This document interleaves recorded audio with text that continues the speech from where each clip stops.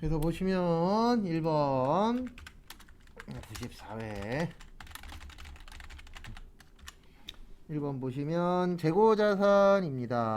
그래서 재고자산 보시면은요, 저기에다가 밑줄 좀 쳐주세요. 재고자산. 그래서 재고자산 나오면 판매 목적. 그래서 거기 첫 번째 보시면 개별법이라고 있습니다. 개별법이 가장 좋은 거예요. 개별법의 항상 특징은, 개별의 특징은 가장 정확합니다. 정확한 대신 계산은 복잡하겠죠. 하나씩 계산하니까.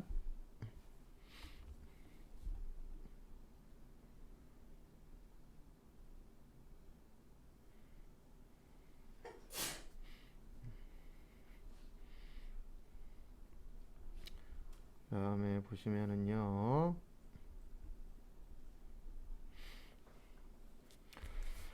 2번 가중평균법은 실무적으로 사용하기 편리하나 수익과 비용의 적절한 대응이 어려워요. 정답은 3번입니다. 왜냐면 우리 물가 상승 시에 매출 원가만 후입선출법이 크고 나머지는 선입선출법이 크다 그랬죠. 그래서 거기 과소가 아니고 과대예요. 그 다음에 빈 공간에다가 요것도 하나만 좀 적어주세요. 간혹 가다가 이거 내는데 물가 하락시, 그래서 매출 원가만, 요때는 반대입니다. 선입선출법이 크고 나머지는 후입선출법이 크다.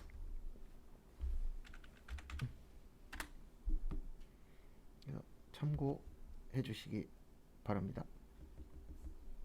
그 다음에 어디갔냐, 4번 후입선출법은 기말재고자산이 과거 거예요. 왜냐면 후입선출이기 때문에 새 거 먼저 팔고 옛날 거 남아있는 게 후입선출법이잖아요. 그래서 정답은 3번입니다. 그 다음에 2번 저기에다 밑줄 치세요. 대손충당금. 그래서 대손충당금 나오면 세 가지 일단 기억을 해주셔야 돼요. 첫 번째로 보충법, 그 다음에 대손상각비랑 기타. 그래서 대손은 매출 채권, 외상 매출금이랑 받으러음, 판매비와 관리비. 그 다음에 두 번째 거 보시면은요, 기타는 매출 채권이 아닐 때, 그래서 대여금이나 미수금, 영업 외비용, 일단 요건 기본적으로 숙지하고 계시고요.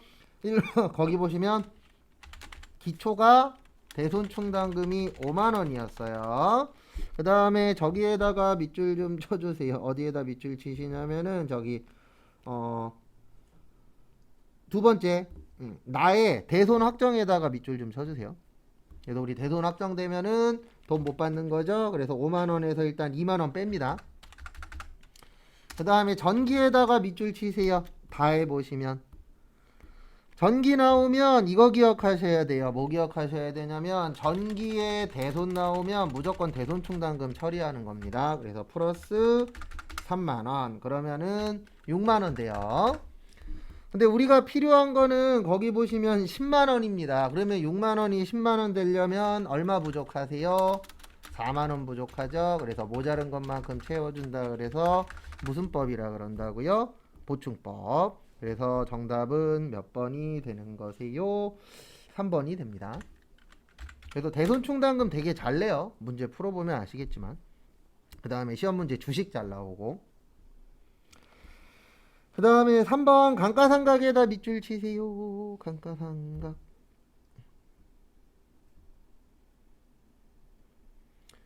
그래서 감가상각 보시면은요, 첫 번째 정액법. 그래서 우리 정액법의 특징은 일단 공식은 이렇게 되죠. 취득원가 마이너스 전종가치 나누기 내용연수. 그래서 매년 감가상각비가 어떻다? 일정하다.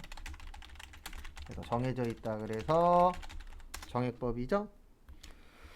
그 다음에 다음 거 보시면 가속상각법은 내용연수 초기에 감가상각비를 과대 계상합니다. 왜냐면 그 가속상각법의 가장 대표적인 게 이거예요. 정률법. 그래서 정률법은 초기에 감가상각비가 어떻다? 크다. 그래서 크니까 과대죠. 그래서 거기에 있는 거 맞고요. 그 다음에 거기 보시면 생산량 비례법은 생산량에 비례해서 맞습니다. 정답은 4번이세요. 왜냐하면 초반에는 무조건 정률법이 큽니다. 근데 거기는 정액법이 크다라고 되어 있으시죠? 그래서 그거 참고해 주시고요. 그래서 정답은 4번. 그 다음에 3번은 4번은 저기에다가 밑줄 치세요. 저기 원천세. 그래서 정답 1번입니다. 이거 우리 여러 번 봤었어요. 그래서 어떻게 봤었냐면은 요렇게 봤었죠. 우리 원천징수 나오면은 두 가지라고 했습니다. 몇 가지라고요? 두 가지. 그래서 줄 때는 예수금, 받을 때는 선납세금. 그래서 이자 수익이나 법인세, 중간예납. 그래서 이거는 월급 주는 거잖아요. 그래서 예수금입니다. 그래서 정답은 몇 번이냐? 1번이세요. 그 다음에 5번. 네, 정답은 4번이에요. 우리 기타의 대손상각비는 영업 외 비용이라고 좀 전에 적었었죠. 그리고 기억 안 나면 컨트롤 F로 무조건 찾으시는데 여기 잠깐만 봐주세요. 이거 찾으실 때 조심하셔야 되는 게 여기에다가 기타에 한 칸 띄고 감가상각비 그러면 감가상각비네. 기타의 대손상각비라고 치면 못 찾아요 얘가. 그래서 앞에만 치세요. 기타에만. 그러면 기타의 대손상각비 찾거든요. 그래서 일부분만 치시면은 나올 겁니다. 다 치시면 안 나와요. 얘 희한하게 그러더라고요. 아마 띄어쓰기 때문에 그런지 정확하게 다 치면 안 나오더라고요.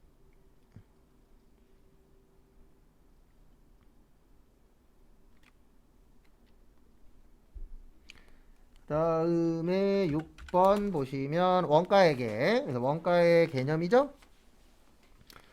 일단 매몰원가 요거 잘 나옵니다. 매몰원가는 이미 발생한 원가로서 옛날 거 이야기하고요. 관련 없는 원가를 매몰원가라고 합니다. 그래서 1번은 맞고요. 기회원가. 그래서 기회원가는 두 가지 이상 선택 방법이 있는 경우 선택 후 나머지 중에서 효익이 가장 큰 것. 그래서 일단 2번은 현재 이 대안을 선택하지 않았을 경우 포기한 대안 중 최대 금액 또는 최대 이익 때문에 틀렸어요. 그래서 2번도 틀렸고 요거 답 두 개예요. 2번, 3번이에요. 그 다음에 3번 보시면 우리 총 변동비는 증가, 단위당 변동비는 일정, 총고정비는 일정. 근데 여기는 단위당 고정비잖아요. 그래서 고정비니까 감소, 조업도가 뭐 할 때요? 증가할 때. 그래서 정답은 2번, 3번이에요. 저 3번은 솔직히 말씀드려서 이거 맞다라고 해도 되는데 누군가가 이의 신청 걸어서 저기 최대 금액 혹은 최대 이익이잖아요. 그 최대 금액 때문에 틀렸다라고 어쨌든 요 당시엔 인정이 됐어요. 그래서 이렇게 나왔을 때는 답이 두 개입니다. 그래서 2번 선택하신 분도 맞았고 3번 선택하신 분도 맞았어요. 그래서 답 두 개예요. 7번은 저기에다 밑줄 치세요. 원재료.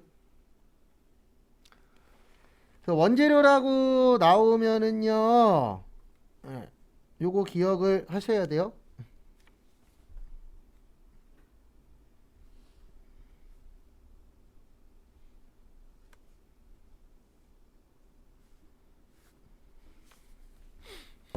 그래서 보시면은요, 7번 보시면 일단 원재료로 나오면 이렇게 구해야 됩니다. 재료비는 기초원재료 더하기 단기원재료 매입액 빼기 기말 원재료. 그래서 기초가 10, 그 다음에 단기가 15, 기말이 3, 그러면은 22만원이세요. 그 다음에 재료비, 노무비 나오면은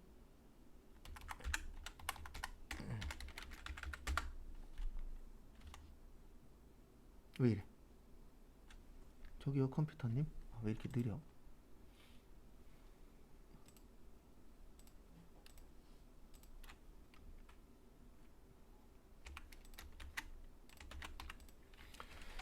그래서 보시면 제공품 제조원가 명세서 기초 재료비 좀 전에 재료비 구한 게 22죠. 그 다음에 노무비 경비 간접비 제조원가 기말 제공품.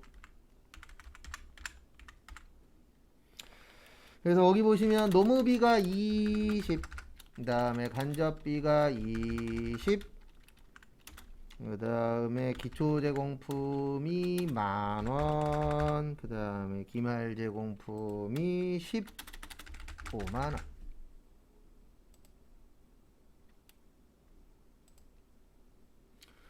그래서 우리 보면은 지금 차변이 10,000원에 22만원에 20만원에 20만원에서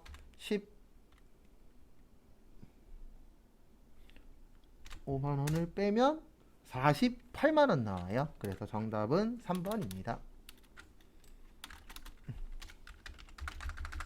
참고하십시오.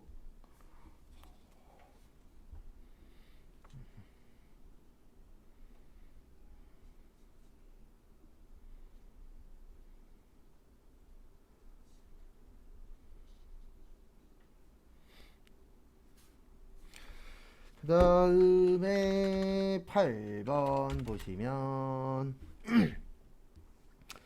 보조 부문에서 발생한 원가도 생산 과정에서 반드시 필요한 원가이므로 제품 원가에 포함시키기 위하여 제조 부문에 배분되어야 한다.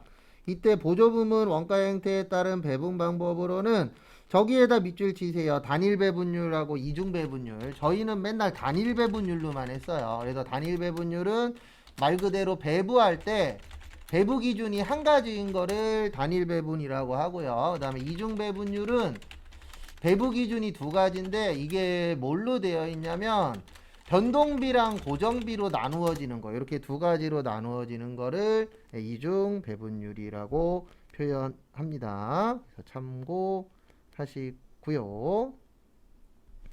그래서 하나씩 보시면은요.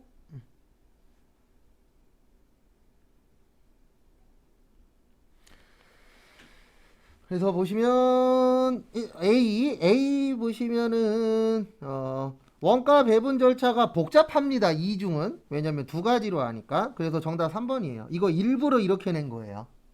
왜 이렇게 냈냐면 우리가 딴 건 몰라도 이 정도는 이해할 수 있잖아요. 이거 내용이 없어요. 교재 봐도. 단일이 쉬워요? 이중이 쉬워요? 당연히 단일이 쉽죠. 왜요? 하나만 하면 되니까. 이중은 몇 가지 해야 돼요? 두 가지 해야 돼요.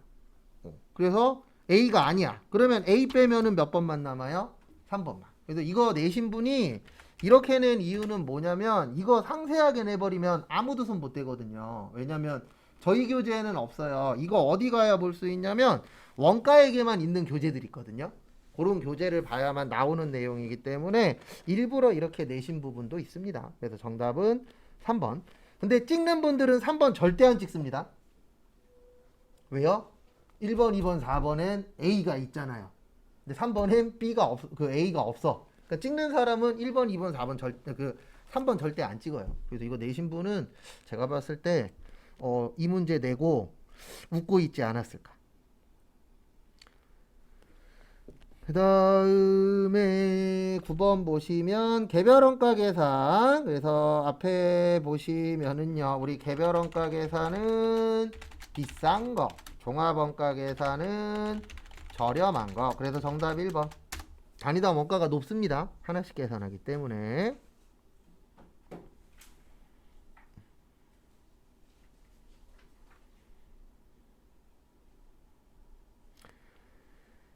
그 다음에 10번. 세계는 공손품 중 품질 검사를 통과한 정상품의 10%만에다가 밑줄 치세요.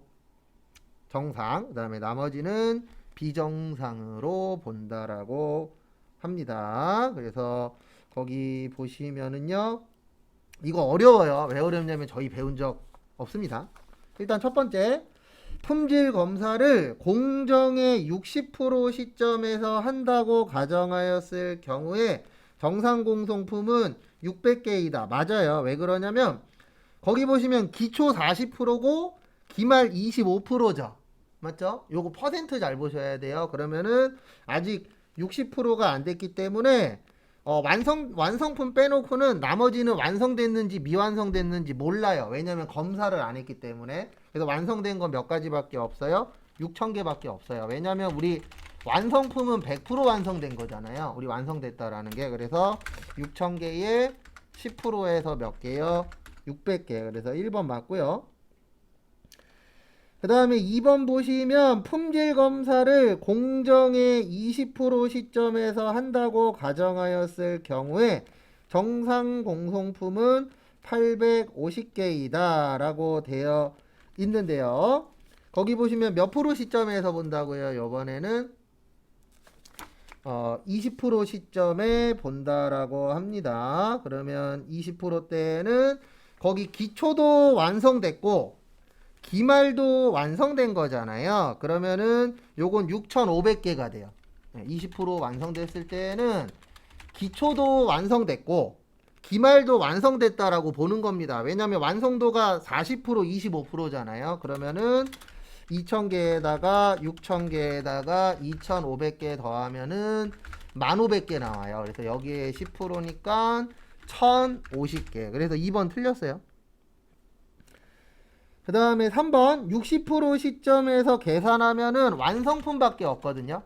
그래서 3번도 틀린 이유가 기말 제공품은 아직 완성이 안 됐기 때문에 기말 제공품에는 배부하시면 안 됩니다. 그래서 정답은 2번하고 3번이세요. 그래서 2번이 틀린 이유는 계산이 틀렸고 3번이 틀린 이유는 60% 시점에서는 완성품만 완성이 되었기 때문에 기말 제공품에는 배부해 주시면 안 돼요. 왜냐면 아직 완성이 안 됐다라고 보셔야 됩니다. 근데 이거 저희 본 적은 없어요. 그래서 좀 요런 건 좀 안 내시면 좋겠는데 뭐 시험이라는 게 오락가락 되니까. 그 다음에 11번 저기에다 밑줄 치세요. 간주 공급. 그 다음에 세금 계산서. 이거 얼마 전에 똑같은 거 푼 적 있습니다. 일단 정답 2번. 우리 간주 공급에 4가지 있다 그랬어요. 자가, 개인, 사업, 폐업. 그래서 이렇게 4가지가 있고요. 그 다음에 두 번째 거 보시면 자가 공급에는 3가지 있다 그랬습니다. 면세, 개별 소비세, 과세대상 자동차. 그 다음에 저기 판매 목적, 타사업장, 반출. 근데 이 판매 목적 타사업장 반출은 세금 계산서 발행 가능합니다. 유일하게 간주 공급 중에서 요거는 가능해요. 그래서 정답은 2번인데 이건 외워서 풀 수밖에 없어요. 그 다음에 12번의 정답은 4번입니다. 간이가세자는 환급 안 돼요. 면세사업자도 환급 안 됩니다. 그래서 12번에 4번 옆에다가 간이과세자랑 면세사업자는요 환급 없어요. 안 돌려줍니다. 마이너스 나와도. 그 대신 혜택은 줘요. 무슨 혜택은 주냐면 간이과세자는 세금을 조금 내게, 면세사업자는 세금을 안 내게. 근데 마이너스 나와도 돌려주지는 않아요. 그래서 정답은 4번이고요. 그 다음에 우리한테 중요한 거는 요것도 꼭 알고 계세요. 간이과세자는 개인만 가능하고 직전 연도 공급대가가 8천만원 미만, 그 다음에 공급대가가 4,800이 안 되면은 영수증 발행, 그 다음에 공급대가가 4,800이 안 되면은 납부도 면제. 이것도 좀 봐주시기 바랍니다. 그래서 정답은 2번.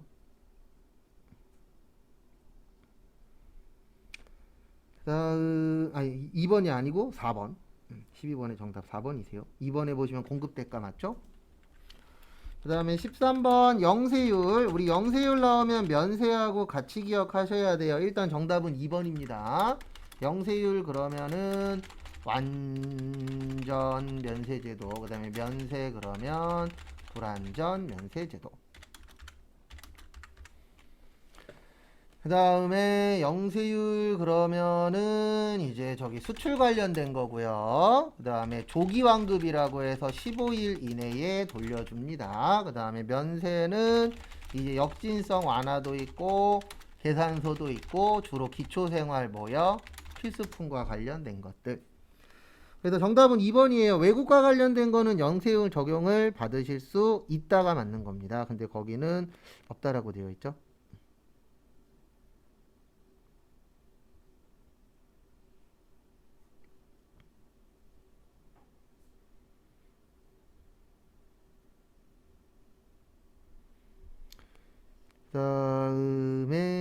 다음 것도 보시면은요. 14번.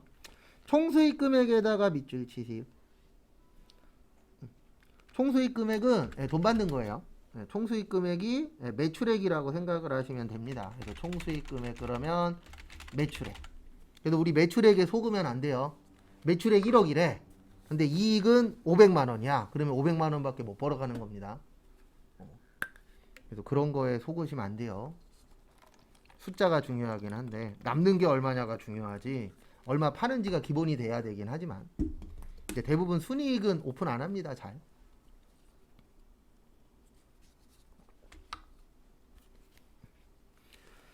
그래서 1번 보시면 환입된 물품의 가액과 매출의 누리인데 우리 순매출액 이렇게 구하죠. 어떻게 구하냐면은 총매출액 마이너스 매출 환입 및 매누리 마이너스 매출 할인. 그래서 1번 맞고요. 그 다음에 2번 부가가치세 매출세액은 총수익 금액에 들어가면 안 돼요. 왜냐면 이건 세금 관련된 거라. 그 다음에 관세환급금은 필요경비에 지출된 세액이 환급되었거나 환급된 경우에 그 금액은 총수익 금액에 이를 산입한다. 왜 그러냐면 비용 처리하거든요. 근데 비용 처리했는데 돌려받았어. 그러면 다시 세금을 납부를 하도록 되어 계세요. 그래서 정답은 4번입니다. 그래서 장려금은 총수익 금액에 산입하라고 되어 있어요. 그러니까 장려금이라는 게 돈 받는 거잖아요. 그러면 이거 돈 벌었다라고 생각하고 처리를 해주셔야 됩니다. 그래서 그 부분 참고하시고요. 그 다음에 저기 보세요. 어디 보시냐면은 15번 종합소득 과세표준 요것도 종종 잘 냅니다. 거기 빈 공간에다가 요것 좀 적어주세요. 분리과세랑 연말정산.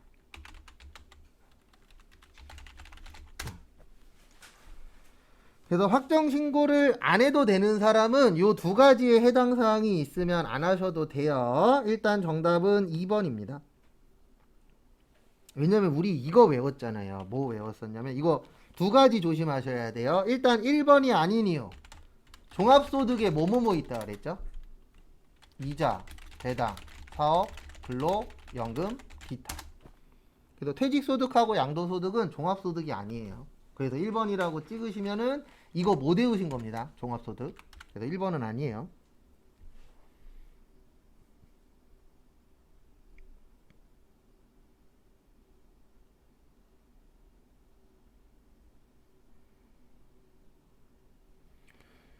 그 다음에 다음 거 보시면은요 2번 정답은 2번이에요. 왜냐면 우리 소득 외울 때 이렇게 외웠잖아요. 수익금액 100만원 이하, 이자 배당 2천만원 이하.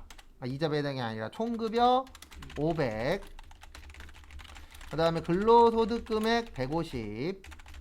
그 다음에 이자 배당 얼마요? 2천. 그 다음에 기타 소득금액 300. 근데 거기 보시면 2천만원 넘었죠? 300만원 넘었죠? 정답은 2번.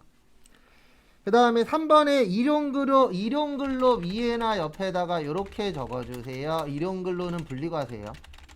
돈 내고 나면은 끝.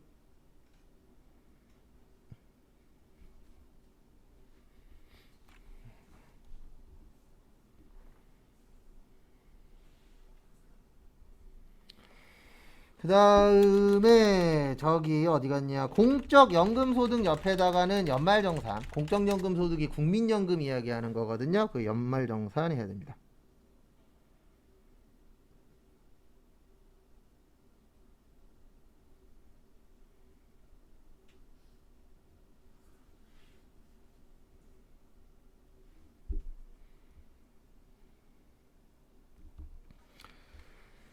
그 다음에 다음 것도 보시면은요. 4번. 근로소득은 연말정산. 그 다음에 복권 당첨금은 분리과세. 그래서 이거 시험 문제 나오면 대부분 요거 구별하라는 얘기예요. 그래서 어떤 게 분리과세고 어떤 게 연말정산이고 그 다음에 소득 기준금액 아느냐 모르느냐 그거를 물어보는 문제입니다.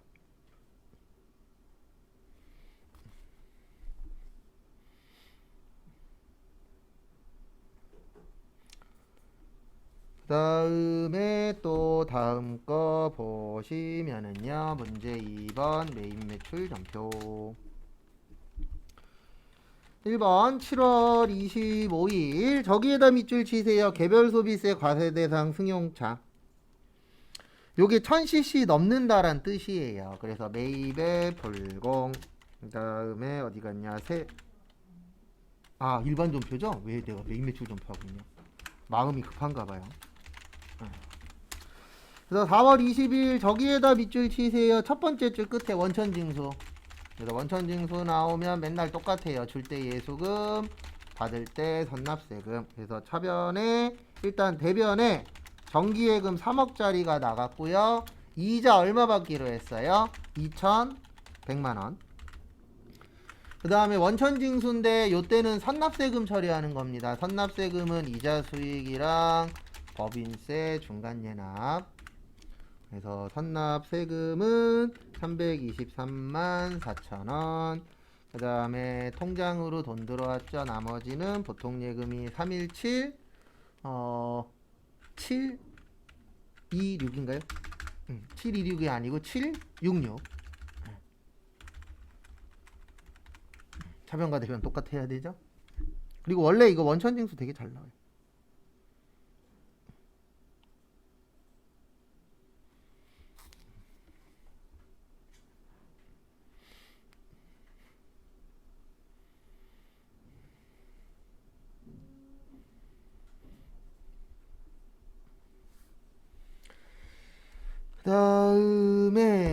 다음 거 5월 25일 저기에다 밑줄 치세요. 전입. 전입하고 대체하고 같은 말이에요. 바꿔라란 뜻입니다. 그래서 차변에 주식 발행 초과금, 자본 감소.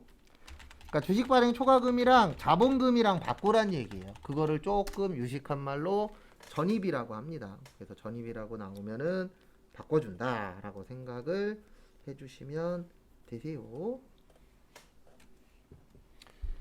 그 다음에 6월 18일 저기에다 밑줄 치세요. 토지 취득세. 그래서 요거는 이거 아느냐 물어보는 문제예요.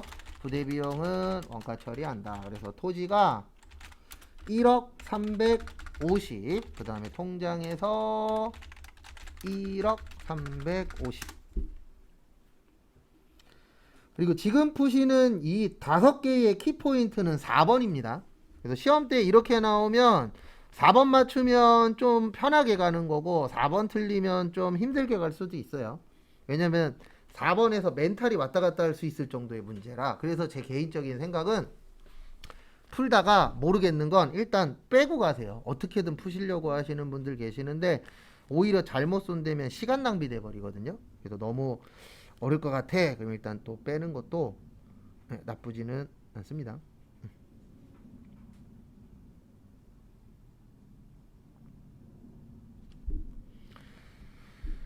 그래서 보시면 저기 7월 1일 처음부터 보여드릴게요. 요거는 9월에 취득했었죠. 그래서 9월에 취득했을 때는 이렇게 되는 겁니다. 차변에 매도 가능 증권 1800, 그 다음에 현금 1800. 이거 맞출 정도면 공부 진짜 많이 하셔야 돼요. 그 다음에 2018년도 말에는 2200 됐죠. 그래서 차변에 매도 가능 증권 400, 대변에 매도 가능 증권 평가이익 400. 그 다음에 2019년 말에는 300만 원이네. 100만 원 떨어졌죠? 그래서 매도 가능 증권 평가이익 100. 이거 상계 처리하셔야 돼요. 매도 가능 증권 평가이익 4. 그 자본이니까. 그래서 매도 가능 증권 100. 그 다음에 이제 답 구하는 겁니다. 그래서 통장으로 얼마 들어왔냐면 1990 들어왔어요. 왜냐면 10만 원 빼고 들어왔으니까. 그 다음에 매도 가능 증권은 2100짜리입니다. 왜냐면 처음에 1800 샀다가 2200 됐다가 2100 됐잖아요. 그 다음에 매도 가능 증권 평가 이익이 남아있어요. 얼마 남아있냐면 300. 그래서 차변과 대변 어때야 된다? 같아야 된다. 원래는 200만원 비싸게 팔았는데 10만원 빼고 받기로 했으니까 190만원만 이익 났다. 절대 쉬운 문제 아니에요. 그래서 요거 세 가지 분계도 할 줄 아셔야 되고, 우리 유가증권에 지분증권하고 채무증권 있다 그랬잖아요. 그래서 요거는 채무증권을 발행하거나 처분할 때, 지금은 처분하는 문제죠. 요때는 비용 쓰시면 안 되고, 이익 나면 이익에서 빼고, 손해 나면 손해에다가 더해라. 요거까지 좀 같이 기억을 하고 계셔야 맞출 수 있습니다.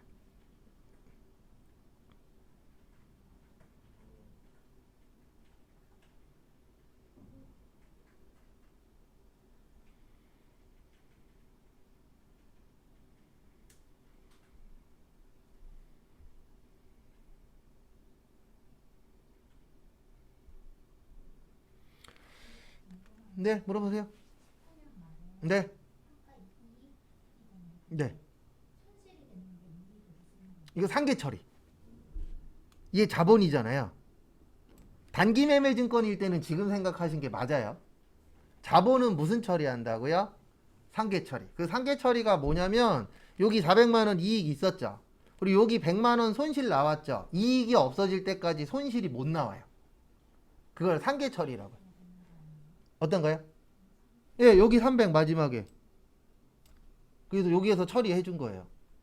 상계 처리예요, 이거.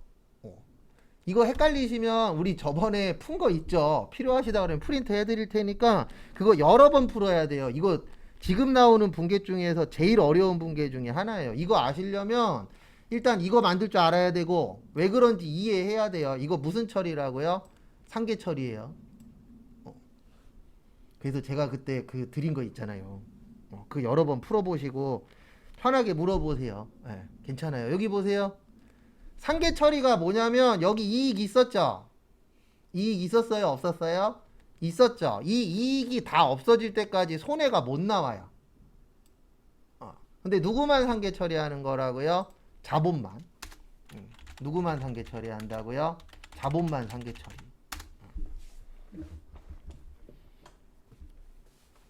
무슨 말인지 모르겠으면 연습하십시오. 어렵습니다, 이거. 그래서 우리 그때 1시간인가 2시간 동안 주식 풀었잖아요, 따로. 그거 풀어보시고 또 물어보세요.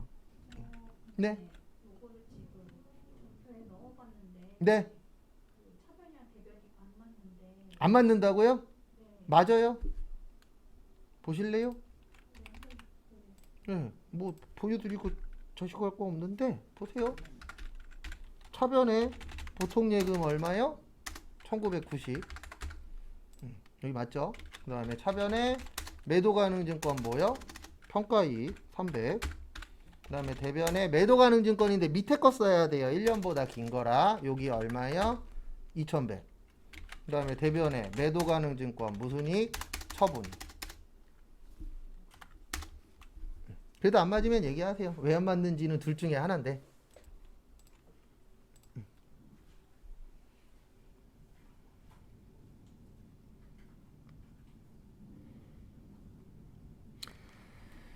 그래서 보시면 외화에는 두 가지 있습니다. 외환 차익, 외환 차손은 실제, 그 다음에 외화 환산 이익, 외화 환산 손실은 결산할 때.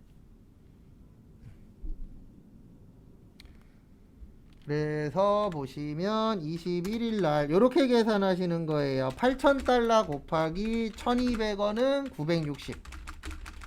그 다음에 8,000달러 곱하기 1,100원은 얼마요? 880.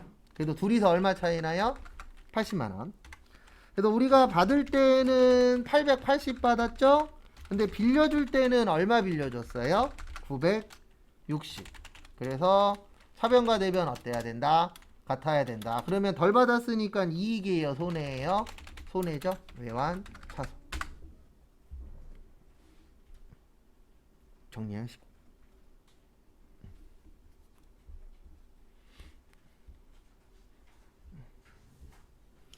그리고 일단 이렇게 나오면 4개 정도는 맞출 수 있는 준비를 하셔야 돼요. 왜냐면 우리 최종 목표가 4개긴 하거든요. 왜 그러냐면 하나씩을 꼭 이상한 거 줘요. 아까 그 4번처럼. 그 4번 같은 건 잘 나오진 않습니다. 그래도 내기는 하니까 가뭄에 콩 내듯이. 그다음에 문제 2번은 저기에다가 밑줄 치세요. 개별 소비세 과세 대상 자동차의 뜻이 1000cc 초과라는 뜻이에요. 이게 같은 뜻입니다. 그래서 1000cc 초과한다. 그 뜻이에요.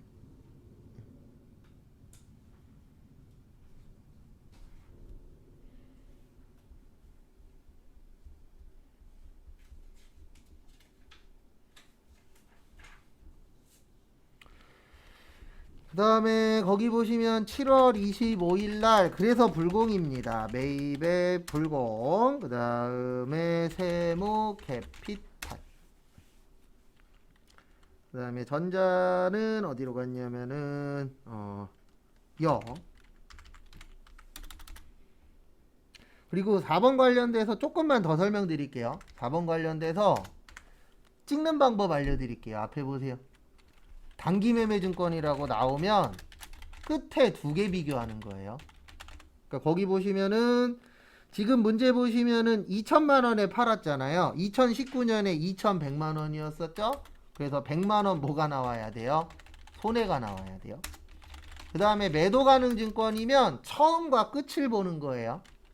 처음과 끝. 그래서 매도 가능 증권이라고 나오면 이렇게 생각하셔야 돼요. 1800짜리를 2000에 팔았네. 그러면 얼마 이익이에요? 200만 원 이익. 헷갈리시면 요거라도 봐두세요. 단기매매 증권이냐 매도 가능 증권이냐에 따라서 어딜 보는 게 다르거든요. 그래서 이론에도 나올 수 있으니까 참고하시고. 그래서 이론만 가리키는 시험은 진짜 이렇게만 알려드려요. 왜냐면 이것만 있으면은 이론만 있는 시험은 맞출 수 있거든요. 그리고 요것까지 같이 알고 계시면 좋아요. 여기 보시면은 이익에서 뭐 한다? 뺀다. 손실은 더한다. 저것까지 알고 계시면 좀 더 도움은 되실 겁니다. 그 다음에 여기 보시면은 저기에다 밑줄 치세요. 마지막에 보시면 임차료라고 거기 적혀 있어요. 뭐라고 적혀 계세요? 임차료라고 적혀 있을 겁니다. 그래서 보시면 800번대 임차료 55, 그 다음에 보통예금 55. 그래서 불공은 합쳐서 처리한다 그랬죠? 그래서 이렇게 처리를 해주시면 될 것 같고요. 그 다음에 또 다음 거 보도록 하겠습니다. 그래서 다음 거 보시면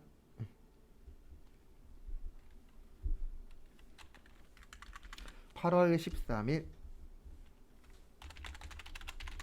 저기에다가 밑줄 치세요. 구매 확인서. 우리 영세는 4가지. 영세율, 세금계산서, 내국, 그 다음에 로컬, 그 다음에 구매. 그래서 여기는 구매 확인서 나왔으니까 매입의 영세. 그리고 무조건 매출의 영세만 있는 건 아닙니다. 그 다음에 항원, 역. 차변에 상품 샀대요. 2천. 그 다음에 통장에서 나갔죠. 그래서 뭐 이런 거는 크게 난이도가 높은 건 아니죠. 계속 반복되는 문제들이니까. 그 다음에 9월 11일 보시면 저기에다가 밑줄 치세요. 어디 갔냐. 품목에 보시면 원재료. 품목에 뭐라고 적혀 계세요? 원재료라고 적혀 있습니다. 그래서 매입의 과세, 그 다음에 리소스 역, 차변의 원재료 3,000, 그 다음에 세금 300, 그 다음에 대변에 거기 보시면 현금으로 330 줬고요. 나머지는 외상으로 하셨대요. 2,970.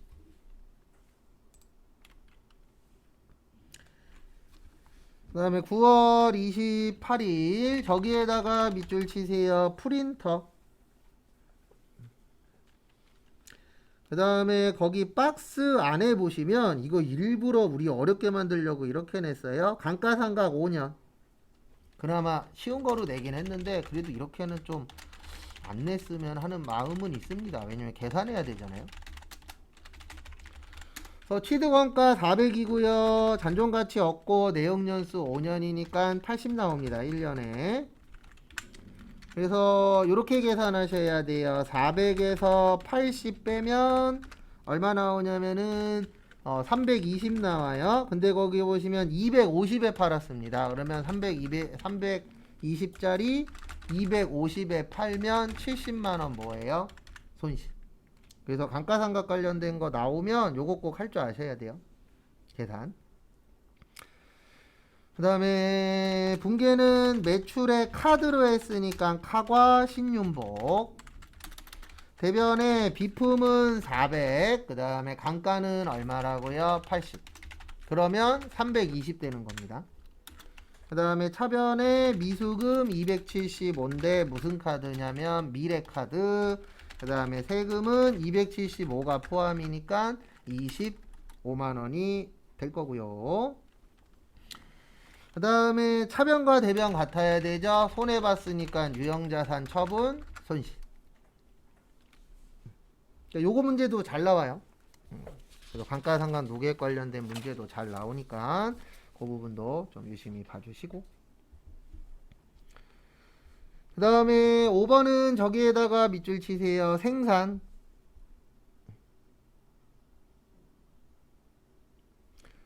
생산이니까 이렇게 처리하시면 될 것 같습니다. 9월 30일에 매입의 카과.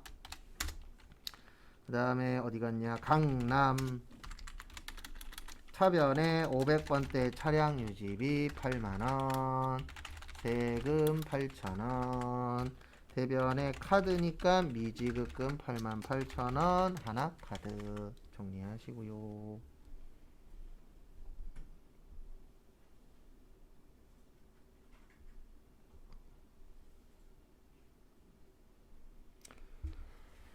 그 다음에 문제 3번 보시면 저기에다가 밑줄 치세요. 두 번째 줄에 공통매입세액 정산. 그래서 여기로 와주시기 바랍니다. 여기 들어오세요.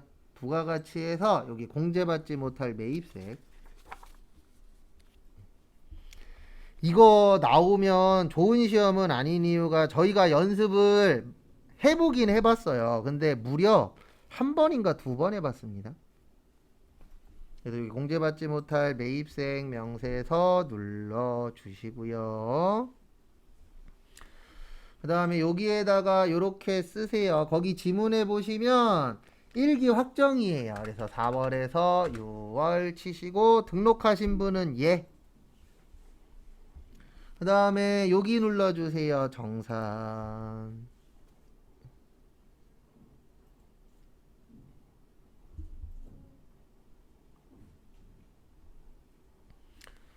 그 다음에 무조건 1번이에요. 저희 시험은. 그래서 1번 누르시고 그 다음에 아니요. 그리고 제가 해드릴 수 있는 힌트는 이 위에 보면서 하세요. 여기 총공통이라고 있습니다. 총공통은 일반적으로 면세하고 면세래네. 저기 예정하고 확정하고 합친 거예요. 총이라고 나오면 대부분 하나가 아니고 두 개 이상 합친 겁니다. 그래서 여기에다가는 매입세액 두 개 합치시면 돼요. 60에 140 더해서 200. 그래서 여기 총공통에는 200. 그 다음에 여기 보시면 총공급이라고 있거든요. 네, 요것도 예정하고 확정하고 합친 건데 과세 면세 다 합친 거예요. 그래서 1기 예정은 1000, 2기 예정은 2800 해서 3800.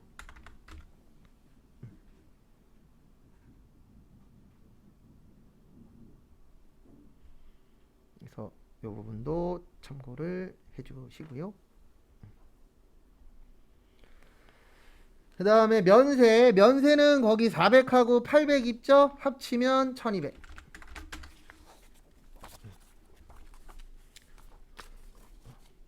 그 다음에 거기 지문에 보시면 예정신고 때 불공제분이 24만원이 있었다라고 되어 있을 거예요. 그래서 여기 기불공제는 24만원 치세요. 그래서 이렇게 해서 넣어주시면 됩니다.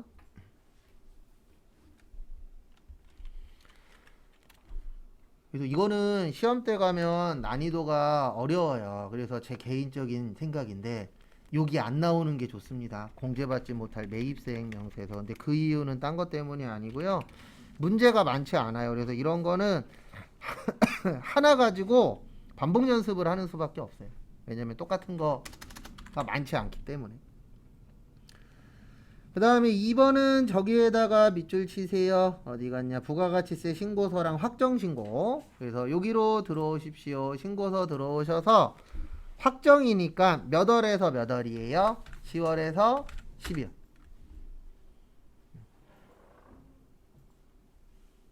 그래서 10월에서 12월 들어오시고요.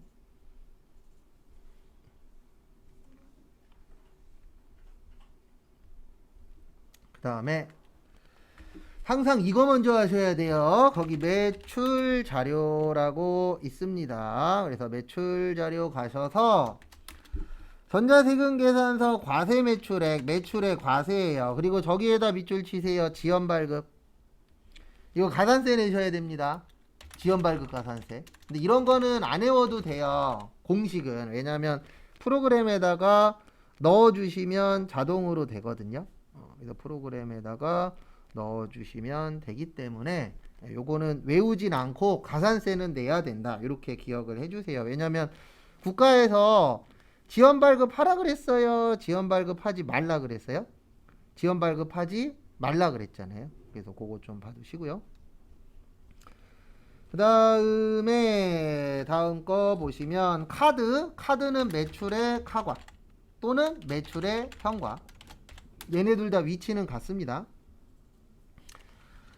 그 다음에 정규증빙 미발급 요거를 매출의 건별이라 그래요. 그래서 우리 건별은 무증빙입니다. 증빙이 없는 거. 그래서 무증빙 처리해 주시면 되고요. 다음에 또 어디 갔냐? 국내 영세율 매출의 영세, 해외 수출은 매출의 수출. 그 다음에 6번의 별표 3개. 대손세액 공제를 받았던 걸 회수했잖아요. 그러면 요거 대손세액에다가 2200만원 중 50% 회수했죠. 100만원 세금 내셔야 돼요. 그래서 대손세액에 100만원. 그 다음에 공제라고 나오면 그때는 마이너스 100만원입니다. 그래서 이거 시험 볼 때까지 요것도 구별을 좀 해주셔야 되는 내용 중에 하나인데요. 뭐냐면 우리가 처리할 때, 회계 처리할 때 이제 어디로 회계 처리할 거냐, 그러니까 플러스 넣을 거냐, 마이너스 넣을 거냐, 그 차이점이거든요. 그래서 공제받는다라고 했으면 그때는 마이너스, 왜냐면 공제의 뜻이 빼는 거예요. 근데 다시 돌려봤을 때는 플러스, 왜냐면 마이너스가 빼는 거니까 플러스는 내는 게 돼버리잖아요. 그래서 그 두 가지 차이점 봐주시고요. 그 다음에 여기 보시면 1번에다가 3억에 3천 먼저 치시고, 그 다음에 여기로 오세요. 26번. 여기 보시면 지연발급이라고 62번에 있어요. 그래서 지연발급은 늦게 발급한 겁니다. 우리 국가에서 늦게 발급하라 그랬어요? 정상적으로 발급하라 그랬어요? 정상적으로 하라 그랬죠? 그래서 여기에다가 2천. 그리고 우리 안 배운 거는요, 무조건 공급가액만 넣으시면 돼요. 그리고 안 배웠었던 이유는 딴 게 아니고요. 과거에는 안 나왔었는데 요즘에 종종 요쪽을 내거든요. 어저께 우리 봤었던 지연수치라던가 아니면은 전자세금 계산서로 발행해야 되는데 종이로 발행하면 미발급이 있었죠. 그래서 그런 부분들은 다 공급가액으로 넣어주시면 되세요. 그래서 별도로 안 해온 거예요. 왜냐면 프로그램에 있으니까. 그 다음에 저기 현금 영수증은 3번입니다. 그래서 3번은 6천에 600. 그 다음에 정규 영수증 미발급은 4번이에요. 40에 4만원. 그 다음에 국내 영세율은 5번입니다. 5천. 그 다음에 기타는 6번에 해외 직수출 1억. 그 다음에 요게 키포인트예요. 8번에다가 100만원만 쓰셔야 돼요. 왜냐면 지금 반만 회수했잖아요. 그러면 원래 2200만원에 반이니까 얼마만 회수하신 거예요? 1100 회수했잖아요. 그러면 거기에 세금이 100만원이죠. 그래서 이렇게 처리를 해주셔야 됩니다. 그러면 매출 끝. 그 다음에 이제 매입 보시면 전자세금계산서 일반, 그 다음에 저기에다 밑줄 치세요. 사업과 관련 없는 거. 그래서 이렇게 보시면 됩니다. 매입과세 일반에 3억에 3천 넣으시고, 그 다음에 그 금액 중에서 불공이 있잖아요. 그래서 매입 불공 일반에 2천에 얼마요? 200. 그래서 불공은 두 번 넣는 건데 여기에 이미 포함이 되어 있습니다. 그래서 한번 3억에 3천 넣고 그 다음에 불공에다가 2천에 200 넣으시면 돼요. 그 다음에 카드로 샀죠? 매입 카과에 일반이 저기 2천에 200.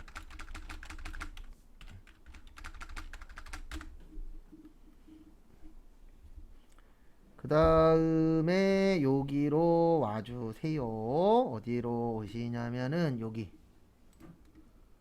10번에 3억에 3천 치는 거예요. 그래서 3억에 3천을 넣어 주시고요.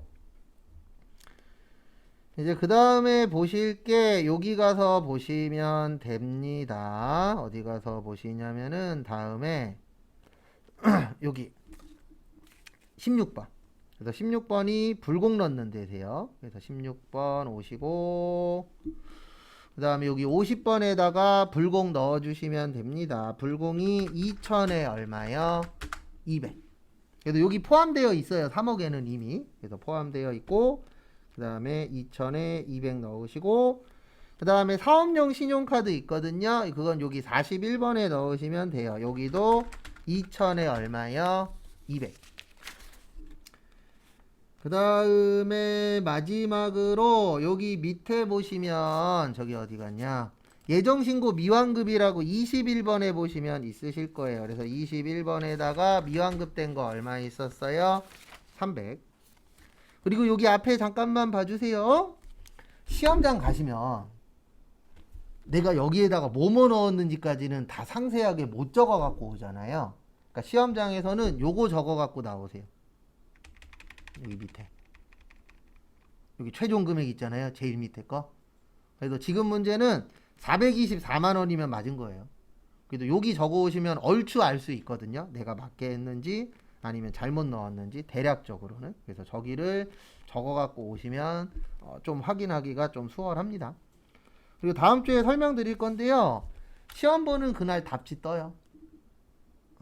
근데 저는 시험 보고 그 다음날 안 물어봅니다. 전 합격자 발표 나고 나서만 물어볼 거예요. 근데 왜 그러냐면 역전된 적이 있어서. 그러니까 본인은 붙었다라고 생각했는데 떨어졌고 떨어졌다라고 생각했는데 붙었고 이게 입력 때문에 분명히 나는 맞게 넣은 것 같은데 프로그램에 잘못 들어가서 그런 경우도 있어요.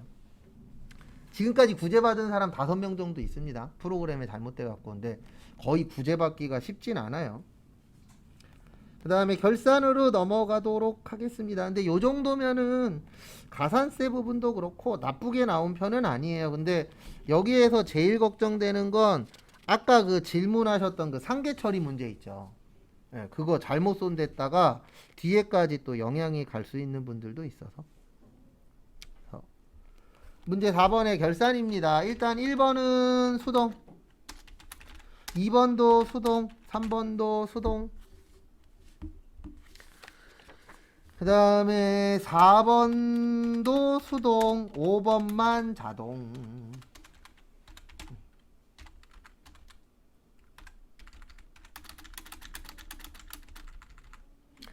1번부터 보도록 하겠습니다. 저기에다 밑줄 치세요. 자산으로 회계 처리. 우리 헷갈리시면 꼭 이렇게라도 해주시기 바랍니다. 어떻게 하시냐면은요, 감소시켜요. 그 다음에 자산부채 자본이라고 나오면 올해 거 쓰고요. 수익비용이라고 나오면 내년 거 써요. 금액을. 그래서 일단 거기 보시면 자산으로 처리했대요. 그러면 자산감소, 자산은 소모품입니다. 소모품 처리하시면 되고, 그 다음에 반대는 무조건 소모품 B예요. 근데 여기 제조니까 500번대 소모품 B.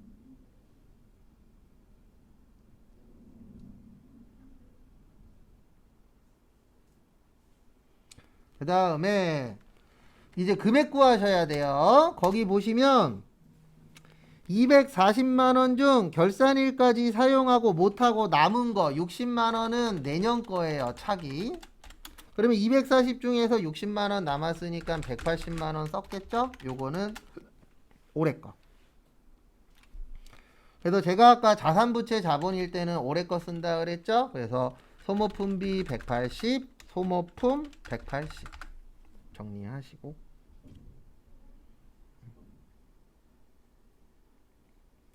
그 다음에 또 다음 거 보도록 하겠습니다. 2번은 저기에다 밑줄 치세요. 대변. 이거 여러분들 헷갈리실까봐 아예 대변이라고 준 거예요. 그 다음에 현금과부족에서 알고 계셔야 되는 건 결산 시에 잡이익 아니면 잡손실. 그래서 차변에 있는 거는 대변으로 보내고 대변에 있는 건 차변으로 보내는 거예요. 마무리 하실 때. 왜냐면 우리 회계의 마무리는 항상 빵이거든요. 그래서 아까 그 매도가능증권 평가이익도 차변에 그 답에다가 300 써준 이유가 뭐냐면 이제 매도가능증권 팔렸으니까 매도가능증권은 없어져야 되잖아요. 그래서 반대쪽으로 넘겨주는 거예요. 그래서 대변에 있던 건 어느 변으로 넘기세요? 차변. 그래서 차변에 현금 과부족 얼마 있었다고요? 5만원. 그 다음에 대변이 비어있을 때는 잡이익이에요. 이건 외우셔도 돼요. 그러면 차변이 비어있을 때는 뭘로 처리하시면 될까요? 그때는 잡, 손실. 그래서 이것도 좀 봐두시고.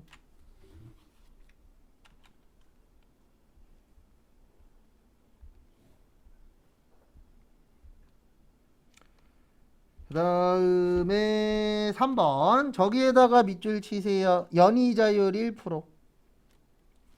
그러면 이렇게 계산을 해주셔야 됩니다. 3억원 곱하기 1% 곱하기 4월달에 가입했죠? 왜 안 나와? 4월달에 가입했으니까 12분의 9예요. 4, 5, 6, 7, 8, 9, 10, 11, 12에서 12분의 9. 그리고 꼭 계산기가 있으셔야 됩니다. 그리고 시험 때 계산기 쓸 수 있으니까 계산기 꼭 준비해 주세요. 3억에 1%에 구하면 225만원 나와요. 그 다음에 저기에다 밑줄 치세요. 정기예금. 왜 12분의 9인지 이해하셔야 돼요. 이자율입니다. 연이자율. 그래서 연이자의 뜻이 1년치잖아요. 그래서 1년치를 월할 계산을 해주셔야 돼요. 왜냐면 우리 회사는 지금 9개월만 썼으니까. 그래서 우리 정기예금, 예금에다가 돈 넣는 이유가 뭘까요? 이자가 이자 받으려고. 그래서 우리 받는 이자 뭐라 그래요? 이자 수익. 그리고 예측을 해본다면 저 같으면 요번 시험에 요런 거 관련된 거 낼 확률이 높을 것 같아요. 근데 왜 확률이 높냐면 딴 거 다 필요 없고요.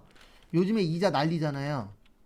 그리고 요즘 정기예금이나 정기적금에 돈이 몰리고 있다라고 뉴스에 많이 나오잖아요. 그러면 그거 관련된 게 나올 수 있어요. 근데 거기 내용에 보시면 받았다라는 말이 없어요. 그러면 못 받은 겁니다. 우리 못 받은 거 무슨 수익이라 그래요? 미수 수익. 우리 결산 때 이거 많이 쓰십시오. 자동 결산 종류 많이 쓰시고, 그 다음에 성급비용, 선수수익, 미수수익, 미지급비용, 당좌자산, 유동부채, 이연, 예상 또는 발생. 그래서 참고하세요.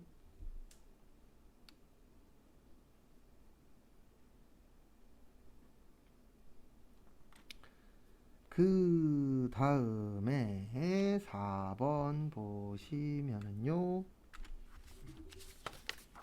저기에다가 또 밑줄 치세요. 달러. 달러 나오면 항상 두 가지입니다. 외환 차익하고 외환 차손. 그 다음에 외화환산 이익하고 외화환산 손실. 그래서 위에 거는 실제, 밑에 거는 결산대. 그래서 우리 지금 결산하고 있기 때문에 이때는 밑에 게 기억나셔야 맞추시는데 도움이 되실 겁니다. 그래서 내용은 저기 2만 달러가 1150원이었는데 1200원이 됐어요. 그래서 50원이 올랐습니다. 그래서 50원 곱하기 2만 달러 하시면 100만 원이에요. 그래서 100만 원이 올라갔다. 그래서 차변의 외상대금 얼마 더 받을 수 있어요? 100만 원 더 받을 수 있죠. 그래서 외상매출금 100만 원. 그 다음에 거래처 입력은 거기 지문에 보시면 생략하라고 되어 있어요. 그러면 안 하시면 됩니다. 그 다음에 우리 받을 게 늘어나면 좋은 거죠. 그래서 외화 환산 이익. 그리고 외화 문제는 원래 잘 냅니다. 특히 세무 쪽에 회계도 나오기는 해요. 그 다음에 5번은 저기에다가 밑줄 좀 쳐주세요. 어디에다 밑줄 치시냐면은 저기 퇴직급여 충당부채. 우리 퇴직급여 충당부채는 무슨 법 쓴다 그랬어요? 보충법 쓴다라고 했었죠. 그래서 이렇게 계산하는 겁니다. 생산 부문은 3,000에서 1,500 빼니까 1,500 나오죠. 그 다음에 판매 관리 부문은 1000에서 1300 빼니까 마이너스 300 나옵니다. 그래서 요 금액을 그대로 등록을 해주시면 되세요. 그래서 또 하나씩 보시면은요, 여기로 들어오세요. 자동은 여기죠. 결산자료 입력. 그래서 결산자료 입력 가셔서 눌러 주시고요. 그 다음에 1월에서 12월입니다. 그래서 1월에서 12월 하시고 컨트롤 F 퇴직. 그러면 퇴직이 있는 대로 가요. 그리고 헷갈리시면 꼭 이렇게 푸십시오. 어떻게 푸시냐면은 여기 앞에 번호 써 있어요. 그래서 5인지 8인지 그거 잘 좀 봐주세요. 그래서 500번 때는 생산이니까 1500 그대로 치시면 될 것 같고요. 그 다음에 여기 밑에 보시면 똑같은 거 또 있거든요. 아니면 컨트롤 F로 하셔도 지장은 없습니다. 어차피 내용은 같은 거니까요. 그래서 이렇게 선택해 주시고 아까 마이너스 얼마였어요? 300 치시고 그 다음에 마지막으로 여기 위에 무슨 추가요? 전표 추가. 그래서 이렇게 해서 풀어주시면 됩니다. 그 다음에 다음 문제 보시면은요, 문제 5번으로 넘어오세요. 그리고 요거 꼭 확인하십시오. 자동 결산 분계 완료. 근데 지금 시험이 조금 안 좋은 거는 수동이 많이 나왔어요. 원래 일반적으로 수동 3개, 자동 2개 이렇게 제일 많이 나오거든요. 근데 지금은 수동 4개에 자동 하나죠.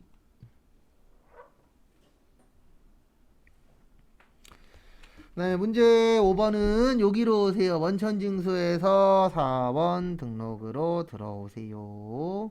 들어오시고 그 다음에 밑에다가 105번 김한국 7702610413118 그 다음에 입사 연월일은 2020년 1월 1일 그 다음에 주소 없으니까 패스. 영업부니까 사무실이니까 생산직 등도 패스. 그 다음에 김한국 씨는 됐고요. 그 다음에 이제 배우자 나여성 80122620569117 그 다음에 이분 사업소득금액 500 있죠? 부.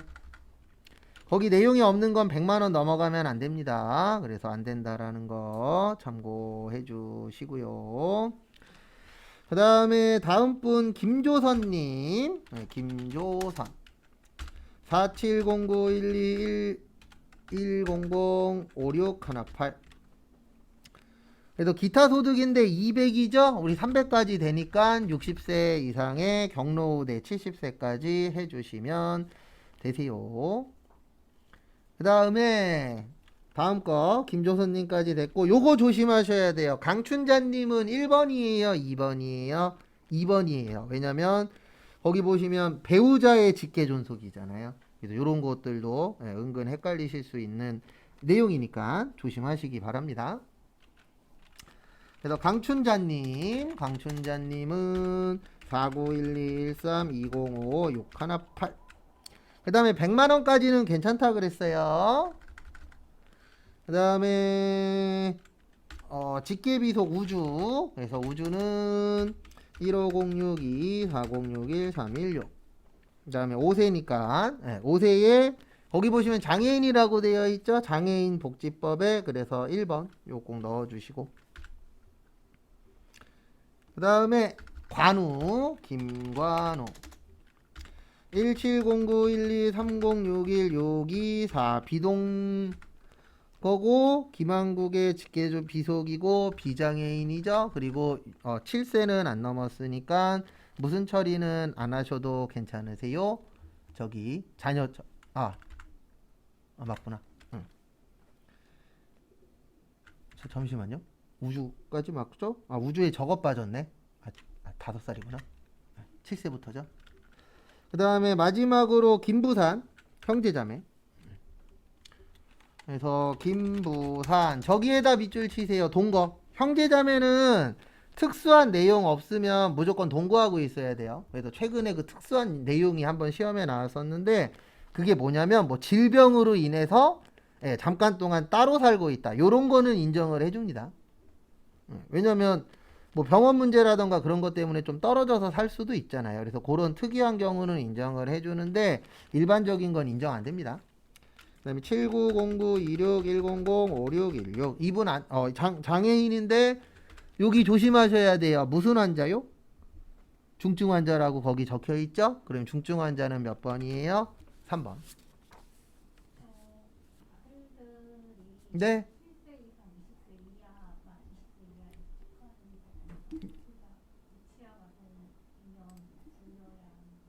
아니요. 여기에서 말하는 건 0세부터 20세까지예요. 지금 이야기하신 거는 여기만이에요. 자녀만. 네, 이거 헷갈리시면 안 돼요. 0세부터 20세까지고 그 다음에 그 지금 이야기하신 7세는 여기만 신경 쓰는 거예요. 자녀일 경우에. 그 여기 자녀 있잖아요. 네, 거기만 하는 거지. 네, 나머지는 0세부터예요. 0세부터. 또 이상하신 거? 없으면 넘어갑니다. 그래서 조금이라도 이상하시면 이야기하세요. 그 다음에 다음 문제. 그리고 요거 조심하세요. 이거 시험장 가시면 실수 잘합니다. 그냥 부모님으로 잘 넣고. 그 다음에 여기 장애인 넣으실 때 번호 조심하시고요. 특히 시험장 가셔서 제일 마음 아플 때가 공부 안 하고 떨어지는 건 솔직히 마음 1도 안 아픈데 잔잔한 실수 많이 해갖고 떨어지시는 분들 은근 많아요. 근데 제가 봤을 때 시험장 가시는 분 중에 90% 이상은 공부하고 갑니다. 참고로 공부 안 한 사람은 시험장에도 안 나타나요. 그래서 이거는 신경 쓰지 마세요. 시험장 잘못 걸리면 강의실에 시험 보는 사람이 반도 없어요. 안 와요, 아예. 포기하신 분들은 진짜로 거짓말 안 하고. 그래서 시험장 가시면 왜 이렇게 사람이 없지? 아니면 어떤 강의실은 또 꽉 차 있어. 그런 거에 너무 신경 쓰지 마십시오. 안 보러 온 거는 그 사람 사정이고. 그래서 어떤 분들 보면 막 시험장 갔더니 저희는 꽉 찼던데요. 그런 분 있고 어떤 분은 우리는 반만 있었다고. 그래서 반만 오는 경우들도 종종 있어요.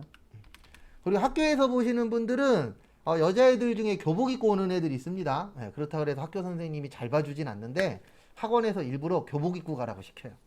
특히 같은 학교에서 보는 애들은. 왜냐면 그럴 경우에 있긴 있거든요. 감독관 중에 자기네 학교 학생이면 알게 모르게 플러스 되는 행동을 하시는 선생님들이 있어요.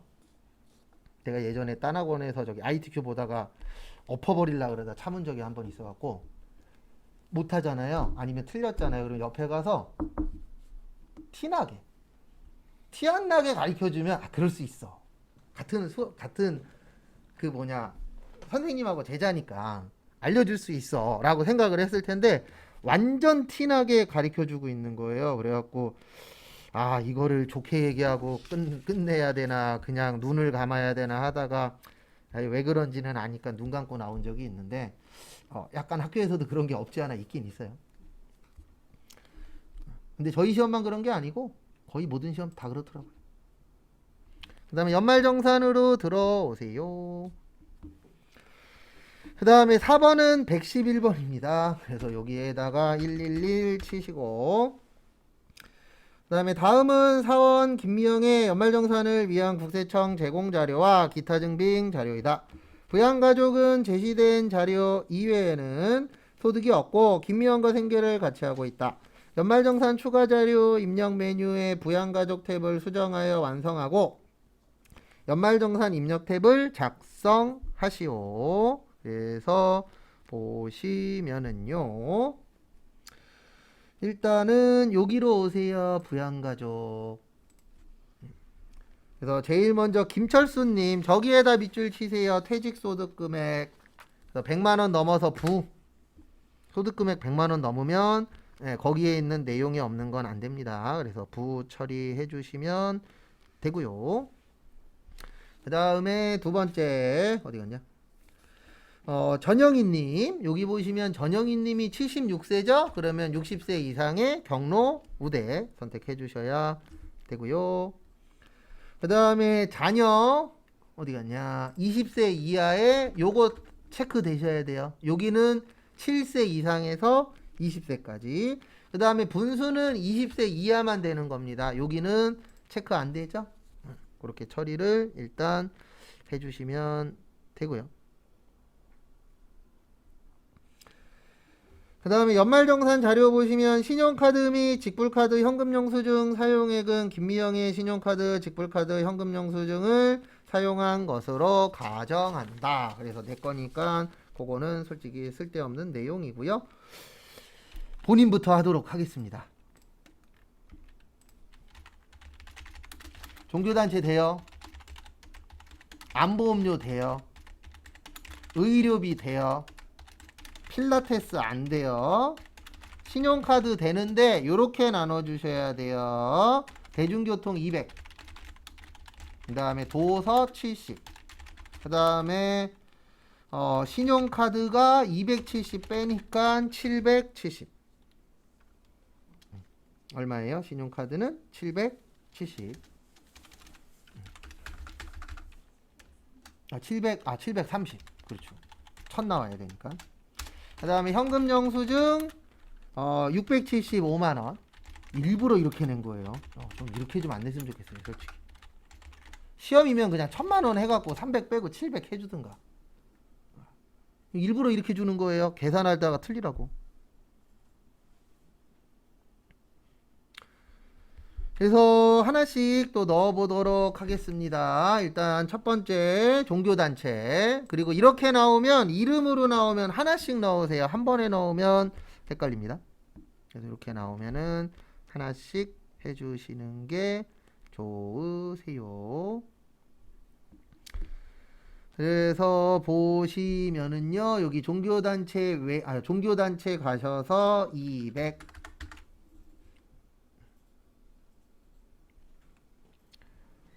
그 다음에 여기 어디 갔냐? 보험료 일반 가셔서 90.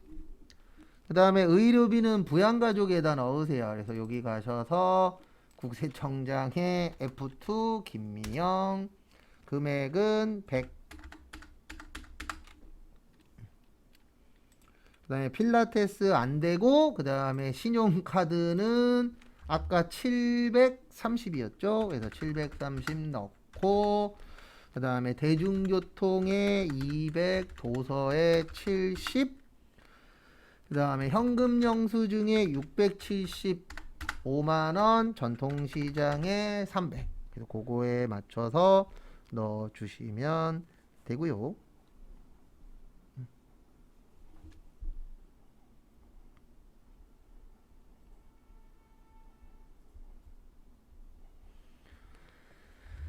그 다음에 다음 거 누구냐? 김철수님. 김철수님은 안 돼요. 앞에 보면은 돈 벌었잖아요. 그래서 종교단체도 안 되고 그 다음에 저기 어디 갔냐? 노인학교도 안 돼요. 그래서 이렇게 기억을 하십시오. 돈 벌면 의료비만 가는. 그래서 이분 아까 100만 원 넘었잖아요. 그 다음에 다음 거 또 보시면은요.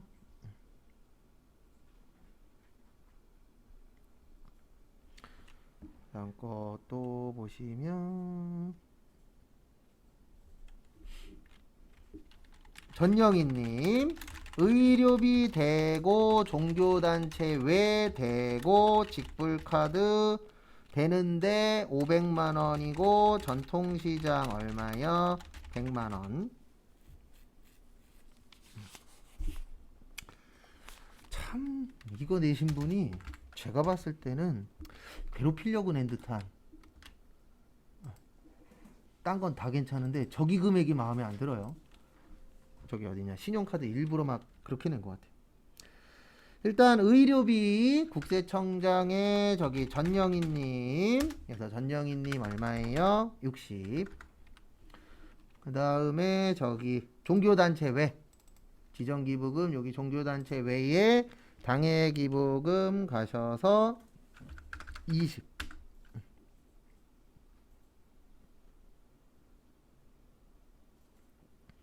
그 다음에 다음 거 또 보시면 저기 어디 갔냐?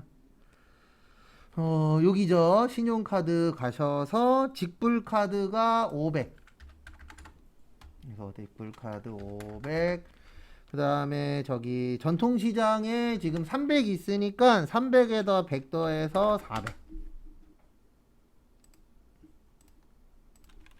그 다음에 박문수 중학교 대구역 교복 대구역 의료비 대구역, 그 다음에 저기 안경 대구역 상해보험료 대구역 현금 영수증 되는데 현금 영수증에다 넣으시면 안 돼요. 도서구입비에다 넣으셔야 돼요.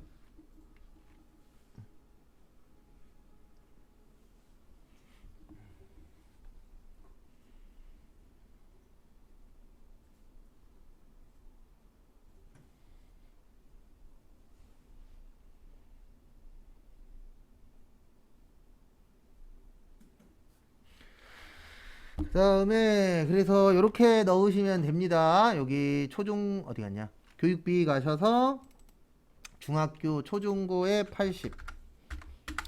그 다음에 교복 구입비도 있죠? 25만원. 그래서 여기에다가 합치셔야 돼요. 그래서 105만원.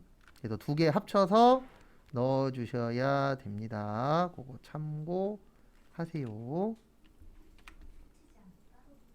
안 돼요. 예.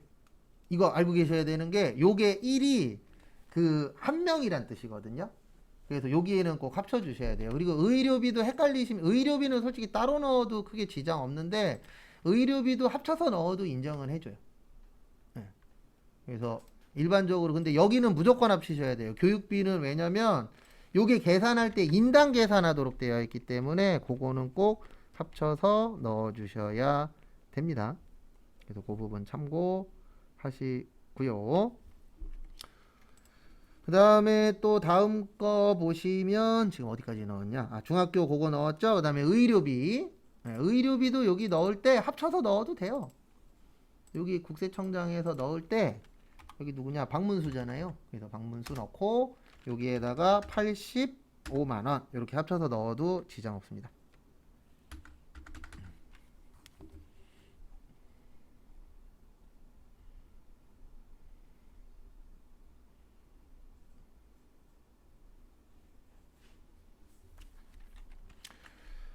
그 다음에 여기까지 됐고 상해보험료 넣으러 갈게요. 여기 상해보험료 보시면 아까 90만원 있었거든요. 그래서 18만원 합쳐서 108만원.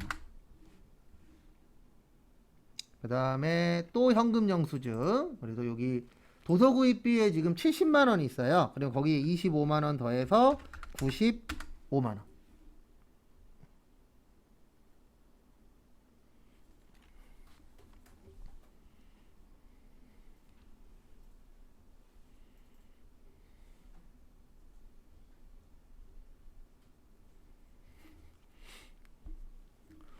그다음에 마지막으로 분수. 네, 박분수.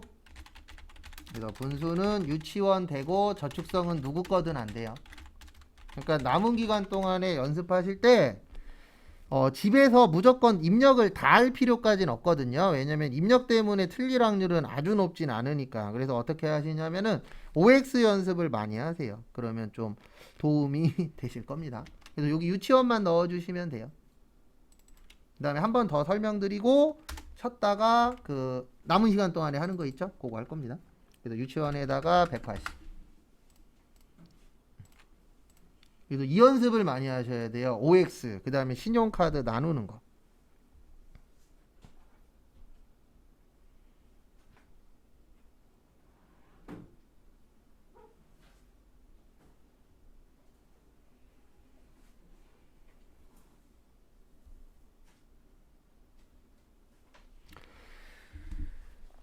그래서 보시면은요, 앞에 보시면 한 번 더 설명드릴게요. 일단은 거기 김미영님부터. 그래서 종교단체 되고 안보험료 되고 의료비 되고 학원은 미취학만 됩니다.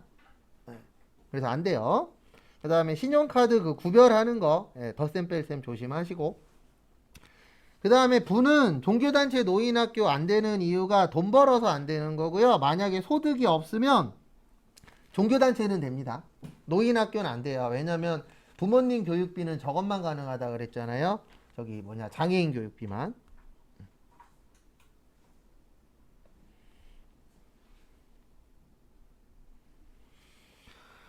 그 다음에 어머님은 의료비 되고 종교단체 외 되고 직불카드 되는데 전통시장하고 구별 잘 하시고. 그 다음에 박문수 조심하셔야 되는 게 교복구입비 한도 50입니다. 안경도 한도 얼마예요?